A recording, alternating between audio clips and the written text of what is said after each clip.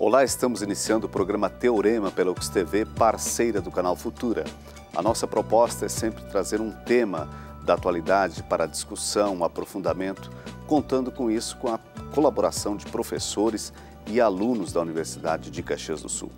Vamos à temática de hoje. No Brasil, no Rio Grande do Sul e em Caxias do Sul, há mais de uma década o mercado de trabalho formal vem registrando o crescimento da inserção feminina.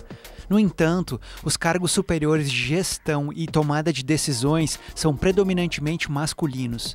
Entre os trabalhadores com ensino superior, as mulheres são maioria, 60,2%, mas ainda ganham menos do que os homens. Em Caxias do Sul não é diferente. Os indicadores reforçam que fatores históricos e culturais associados à conjuntura econômica incidem sobre a remuneração das trabalhadoras. A pergunta de hoje é: por que a mulher ainda é desvalorizada no mercado de trabalho? Para aprofundar esse assunto, buscar uma resposta para essa pergunta, que é complexa, sem dúvida nenhuma, nós contamos com duas professoras e pesquisadoras da Universidade de Caxias do Sul. A professora Lodonha Portela Coimbra Soares, que coordena o Observatório de Imprensa, e a professora Ramone Mincato, que é pesquisadora também do Observatório do Trabalho. Observatório de Imprensa não, né? Isso aí já é um sonho. É vício de linguagem, aqui existe, né? Na verdade, o Observatório do Trabalho da Universidade de Caxias do Sul. Professora Lodonha, temos o observatório há 8 anos. Há 8 anos. Há 8 anos. E lá um grupo de professores de diferentes áreas pesquisa essa questão do mundo do trabalho. O mundo do trabalho começou quando a universidade, através da Pró-Reitoria de Pesquisa, montou, né, os NIDs e os NPs. Então, os núcleos de pesquisa, basicamente voltados para professores com pesquisas mais institucionalizadas, e os NIDs, que são os núcleos de inovação e desenvolvimento, grupos de professores. Esse núcleo deveria ter, ou deve, né, por princípio, ter uma maior interação com a comunidade, e externa e interna. A partir daí, por ideia do professor Moisés, que à época era professor e foi um dos fundadores, o Moisés, comigo e mais outros professores, um grupo de professor também do direito, da história, a professora Natália Pietra, a professora Luciane Sgarbi, a maioria dessas pessoas já não estão mais aqui, estão em outras instituições, mas montamos, o NID foi aprovado e desde o princípio a ideia é que ele fosse interdisciplinar e ele continua até hoje. Nós hoje temos professor de economia, de matemática, estatística, de sociologia, de jornalismo. A ideia é olhar o mundo do trabalho sob diferentes focos ou diferentes visões. Porque se for só a visão econômica, tu termina tendo visto dos números. Nós precisamos ter também uma visão sociológica, uma visão mais do jornalismo, da história, para a gente poder entender todos os meandros do mundo do trabalho. Professora Ramone, esse dado que nós apresentamos no início do programa, né? As mulheres, por exemplo, são o público com ensino superior maior no mundo do trabalho, 60,2%. Entretanto, há ainda a não remuneração justa, adequada, elas ganham menos que os homens, muitas vezes os cargos de gestão também predominam a figura masculina. Professora Ramone, temos uma leitura por que isso acontece, continua acontecendo? É um prazer estar aqui e vejo o seguinte, continua acontecendo, né? Então quer dizer que isso tem um processo histórico por trás disso, né? O processo de dominação da mulher, ele é longo, né? Ele é histórico. Apesar dos avanços, nós percebemos, né, que nós temos que romper aí com muitas estruturas ainda autoritárias, né, nas relações no mundo do trabalho. Os dados evidenciam isso claramente, né? Mas eu entendo que é em todos os campos, né? E que a luta das mulheres também passa pela luta de classes, pela luta pela melhoria da condição econômica do país como um todo, né? Não é uma questão pontual. Uhum. Sabe? E nós precisamos de aliados para isso, né? Certamente. É uma luta política também, né? No campo político, na garantia dos direitos, né? Eu diria, inclusive, de direitos desiguais, né? As feministas ficariam apavoradas me ouvindo eu falar isso. Mas acredito que teríamos condições de defender direitos desiguais. Quer dizer, diferenças, é isso que a senhora quer dizer? Sim, com base nas diferenças existentes entre homens e mulheres. Porque respondendo essa questão que vocês lançaram no programa, né? Por que o trabalho feminino não é valorizado? Isso. Né? Veja, e daí tem os fatores históricos culturais, né? Que são os mais importantes, eu diria, para explicar isso. Né? Claro. Tu vê, ó, tradicionalmente as mulheres ocupam atividades, né? Desenvolvem atividades que requerem muito mais envolvimento emocional, empenho, cuidado, e, no entanto, essas profissões são socialmente as menos valorizadas. Isso é extremamente injusto, né? O desgaste da mulher é muito maior no mundo do trabalho do que dos homens, no entanto, a remuneração é menor. Então, vejam, na área da educação predominam as mulheres. Exato. Na enfermagem, as mulheres. O cuidado na aí, assistência social, as mulheres. Então, isso é histórico, né? Essa segregação ocupacional, né? Seria o aspecto que explicaria, né? Em primeira mão, essa questão levantada pelo programa. E isso passa por uma mudança cultural, né? Comportamento também da mulher, né? Eu adoro aquele sociólogo francês, o Pierre Bourdieu, que diz, né? Que as mulheres, elas também são autoras da sua dominação, do seu processo de dominação, né? Na medida que a gente também faz escolhas, né? Que acabam sendo essas que implicam em remunerações menores, né? Mas não é que são atividades menos importantes para a sociedade, são as mais importantes. E a sociedade precisa mudar esse olhar, né? A área da educação é um exemplo, né? Assim, mas aí tem um outro aspecto que pode responder isso aí. As mulheres entraram, a inserção da mulher no mercado de trabalho, principalmente no Brasil, foi muito tardia, né? Então, no início, as mulheres ou eram donas de casa ou iam para a educação, né? Professoras. Então, esse fato, como a Ramone falou, é um fato histórico, cultural. Então, quando a mulher agora está tentando, e a gente observa pelos números que 60% da mão de obra economicamente ativa que está inserida no mercado de trabalho feminina tem o ensino superior completo, nós observamos também que o número de horas trabalhadas das mulheres está aumentando e mesmo assim ainda há uma grande defasagem salarial, vem diminuindo ao longo desses 10 anos, de 2004 a 2014. Nós chegamos ali em 2008 com o maior pico, 27,3% era a defasagem salarial entre homens e mulheres. Nós estamos agora em 2014 com 22,5%, se eu não me engano. Então, vem diminuindo, mas mesmo assim há uma defasagem e muitas vezes praticando as mesmas funções. Fora isso, a dificuldade que a mulher tem para se manter quando está em cargos diretivos e de gestão, ela tem que se trabalhar muito mais, mostrar muito mais a sua competência.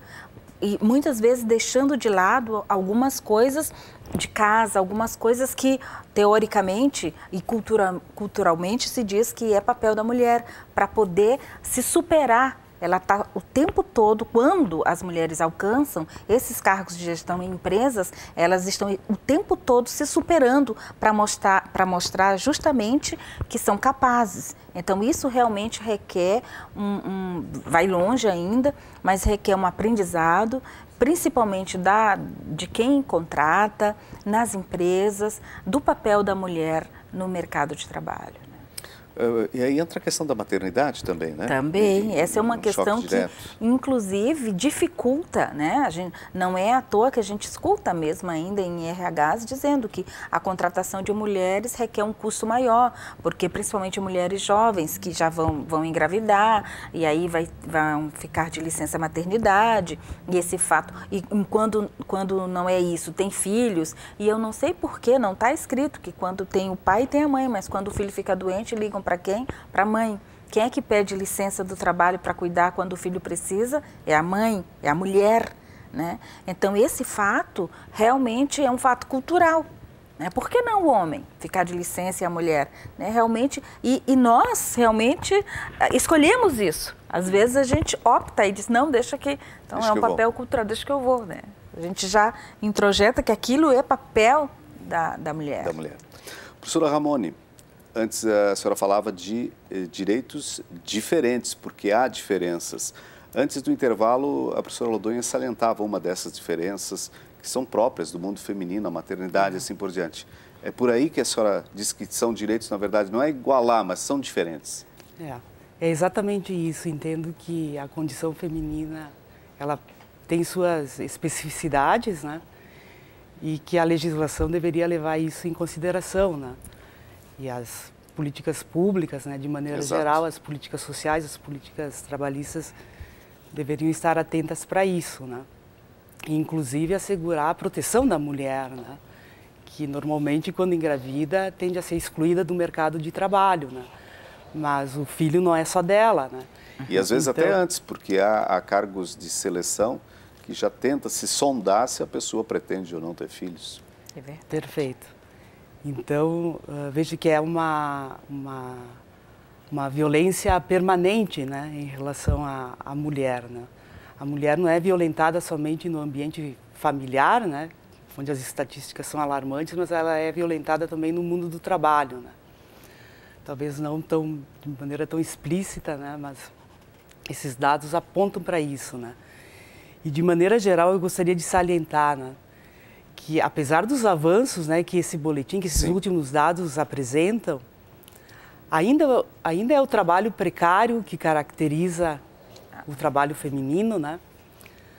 É o trabalho de meio turno, que ainda predomina, né? A inserção é predominante das mulheres nas jornadas de meio turno.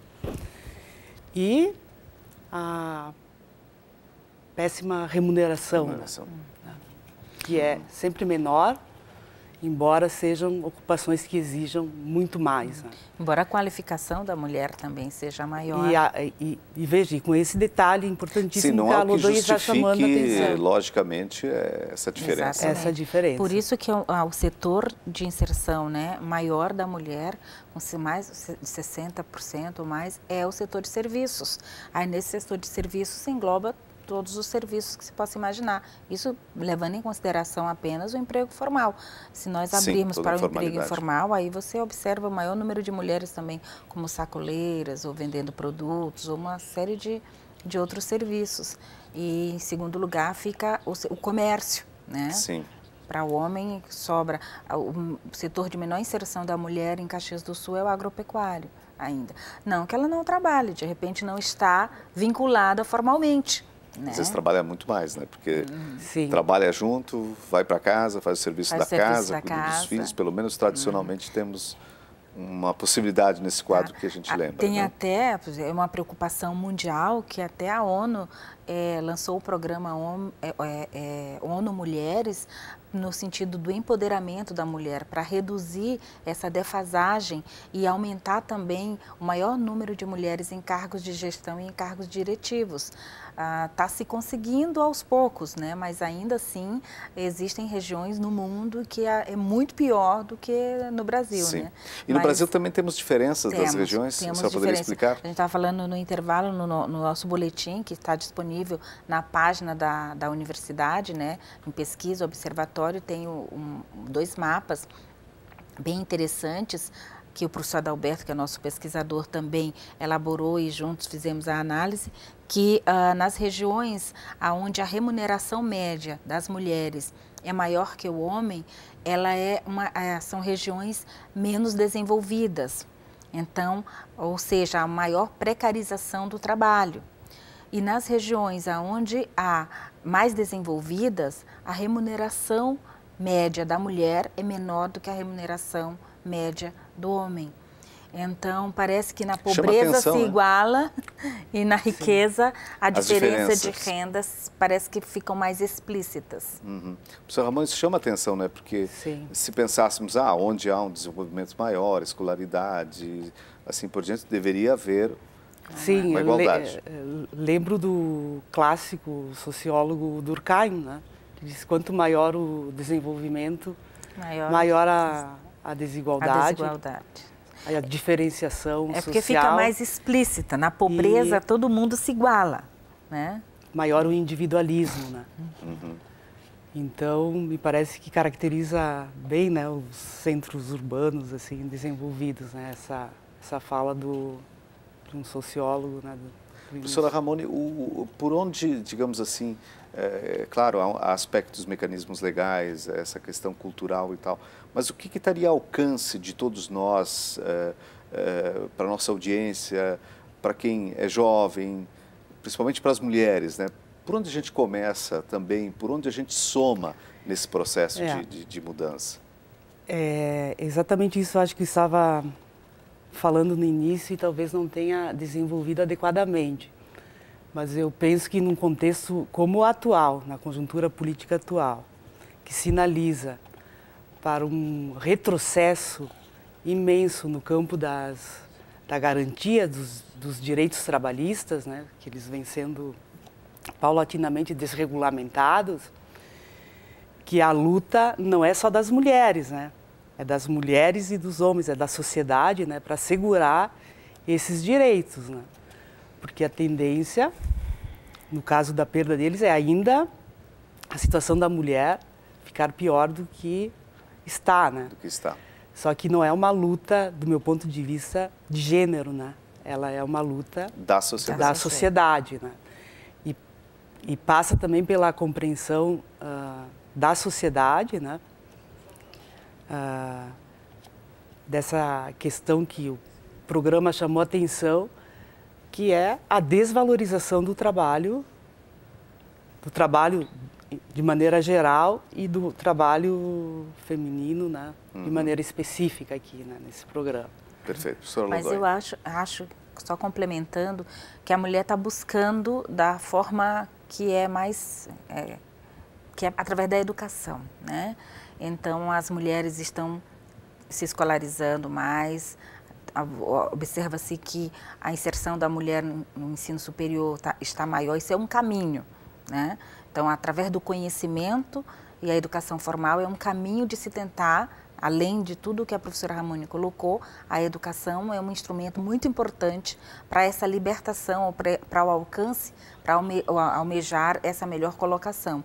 E um outro aspecto que é preocupante nessa crise com o problema do desemprego é que ela está atingindo mais a população entre 18 e 24 anos. Nós chegamos a mais de 20% da taxa de desemprego nessa faixa etária.